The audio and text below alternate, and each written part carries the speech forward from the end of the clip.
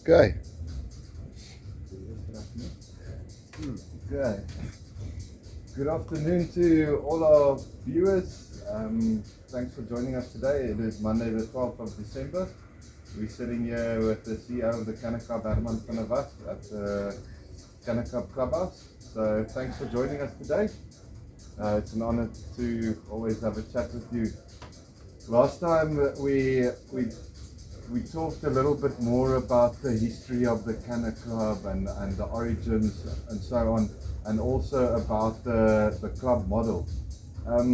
Now today I would like to discuss a little bit more from the member's perspective, where the member fits in. Can you give us a brief rundown on the relationship between the club and the member? A member that is interested to become a member of the CannaClub must show up in person at the CannaClub with a form of valid identification. Right.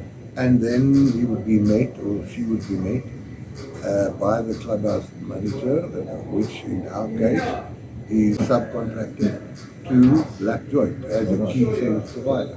Yes, which is CEO and Corsi. Which is CEO and Corsi. And they will introduce them and take them through the documents of the club, the rules, the SOPs and so forth. And then when that member signs up, that member essentially gives the club the authority, but even more than that, appoints the club as an agent to actually get one plant per person. To attempt to plant that one plant and to cultivate it and take it as far as you can. Okay. Now you can ask why one plant.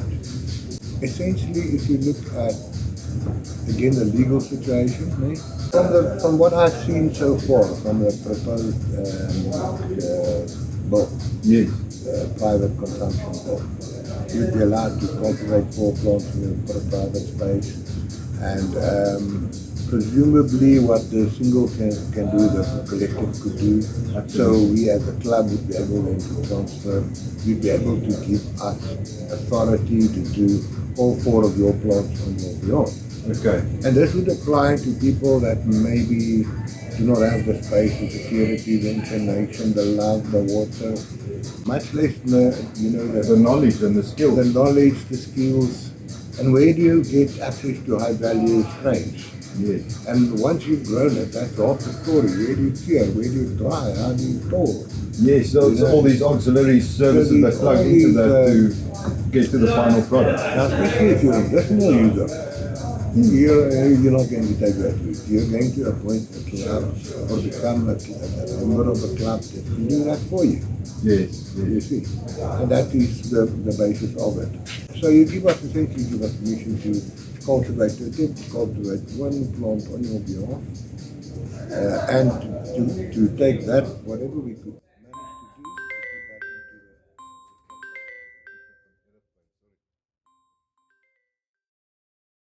into the... Okay, we were talking about how the member appoints the club as an agent to cultivate one tree on their behalf, especially people that don't have the skills or knowledge in this space. And we were asking why one tree, and we were talking about the Concord giving you permission to grow 4.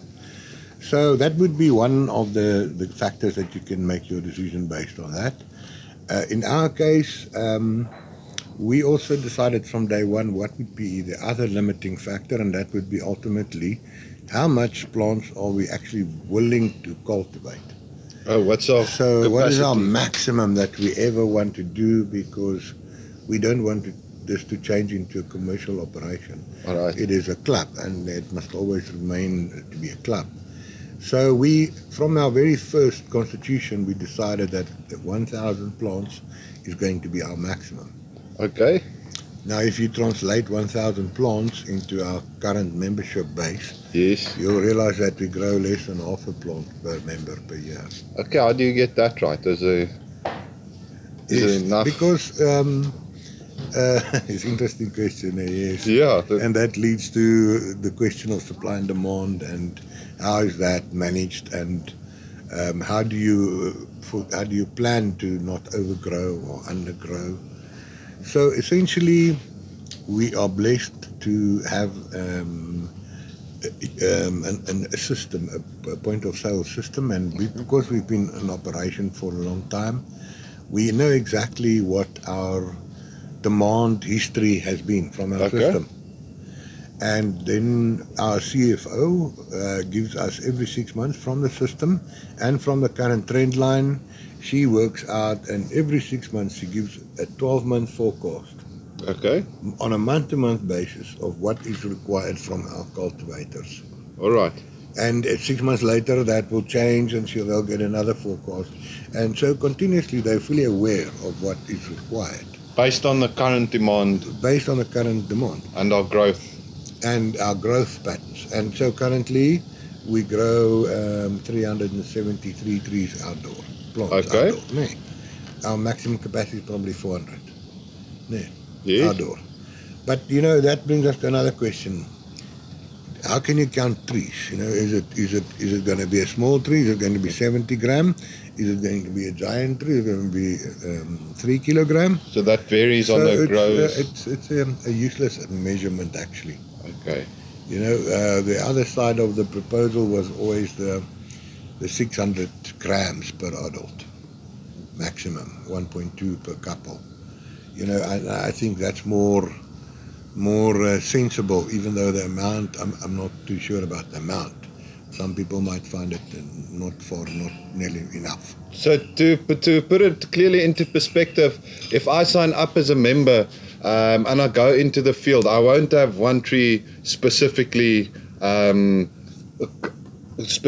designated towards my membership number. It will be grown as a collective, and other members can also access my plant. Is that correct? Correct, yeah. Okay. The members can access the plant by withdrawing from the stockfile, by reimbursing as according to the constitution, and that would depend on as what would be previously agreed in the grower's mandate. Okay. Like we discussed before. Okay. Yes.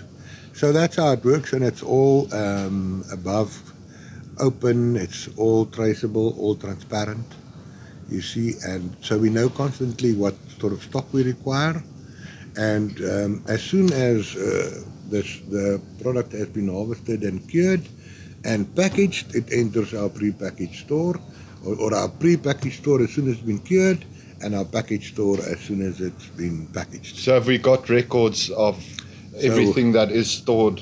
Yes. And distributed towards the clubhouse. Okay. Yes, and if we do overgrow, we have to either destroy the product or give it away to some of our empowerment actions.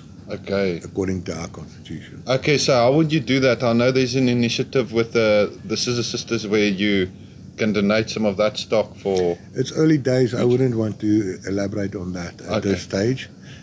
I'm burning too, but it's early days. Okay, cool. There's something I would like to add also from my side. We sometimes get bad remarks because of having a lot of members. All right. And I think that is very dependent on where you are and what your operation is like and what you do and so forth. In our instance, we're very seasonal because this is Plettenberg Bay. It's not a city. Yeah, it's not a city. We don't have thousands of people walking through here.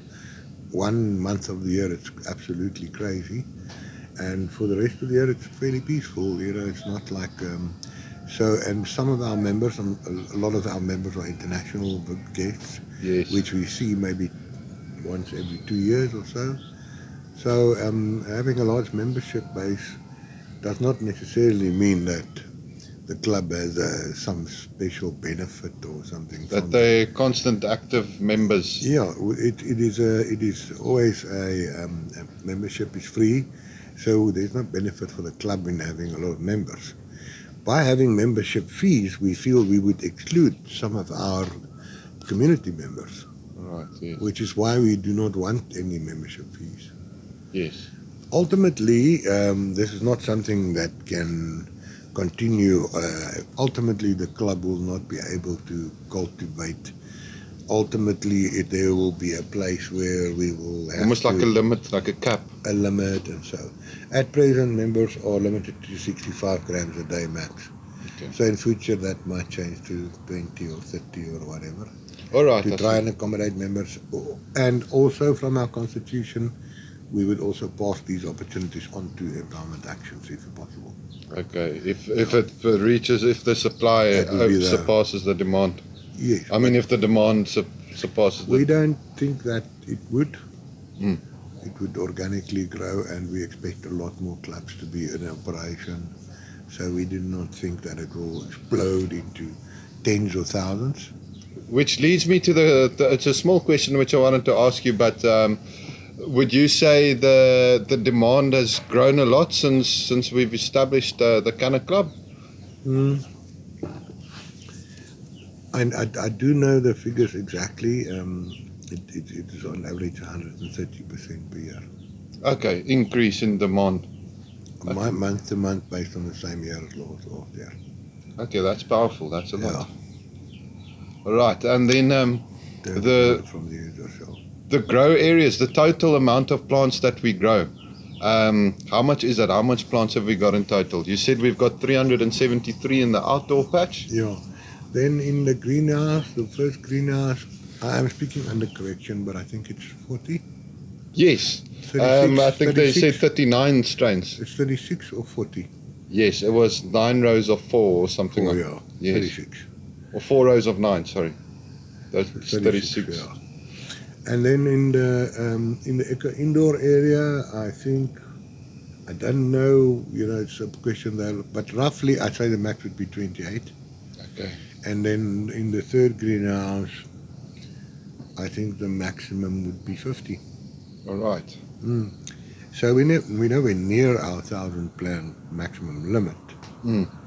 But it's already quite a serious operation, and without the sisters and the key service providers that we have, it's not possible to even do at this scale.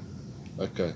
Yes. So just to recap what we were saying, focusing on the member side, membership is free, and members basically appoint the club as an agent to cultivate on their behalf. Now, members, we've recently started with a members participation program as well. Can we elaborate a little bit on that and what that's about? Yes, we've had demands from our members actually from the start in more formal ways of how they can actually participate. And so through our planning, and we decided to start from the start. There's a baby phase where we talk about cloning. Mm-hmm. So when we clone the plants, we invite members to participate. When we transplant them, we invite members to participate in that process. When we manicure and defoliate and so forth, we invite members to participate. Yes. And so that process continues, and harvesting and so forth. Okay. You see, and then over and above that, there are the sessions that we've always had, the Fridays 9 to 11. The free consultation. Which is free consultation with our plant guys, our plant manager and our cultivators. And it's from 9 to 11, free every Friday. Okay. So there is ample opportunity for members to get involved. So the aim behind this is just to get the members as involved as possible in the cultivation process of the members' stockfell. Correct. So that it is also Yes. a collective effort. The cultivation service providers will oversee most of the Yes. cultivational functions, but Yes. we still allow that space for the members to get involved and We want to. Yes. It's not for everyone, but the members that want to cultivate, and again may not have the freedom or space or whatever to do so, why would you not give them that opportunity? And this members' participation, it's also free, right? Members free. don't have to pay for that. Always free, and they get a free gift. Okay, lovely. Yes. Okay, wow, just Any members' participation action is always free. All right. In future, we plan to incorporate more, as you know, on the media side. We're talking about maybe live streaming or having a couple of frames per second every now and again on our website, of some of our grow areas, or so that can be there in semi-real time. Okay. So that's some of the future plans, maybe also which can let members participate in another way, because now they can help us through observation. Beautiful. You see. That kind of answers the question that I wanted to ask you is, besides visiting the club and reimbursing us with the plant management fees, is how can the members support the CannaClub and contribute towards the CannaClub?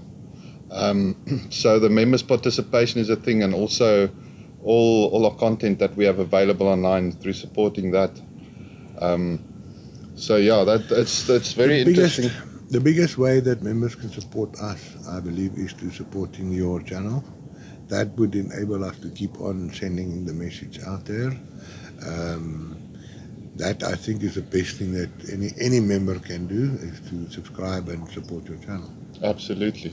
And when I say your channel, I mean our channel managed and owned by you. Yes, and also there's the members' participation is also alive, because we attempt to include as much of the cannabis sphere in South Africa in there as possible. It's not just about the CannaClub, but we focus on all areas. Like I said before, you're doing a great job there. And thanks for that, Thank you. No, it is. The work you do really reflects, I believe, the culture, the cannabis culture, and the efforts of people. It's not like we have a book to follow, like anyone has done this before. And it's not like the CannaClub has any special authority or knowledge, or, we can only put out there what works for us. Yes. We don't claim to have any specific superior knowledge or skills, or divine or otherwise, Yeah, no, it's not that. We just gladly share what we believe works. Beautiful.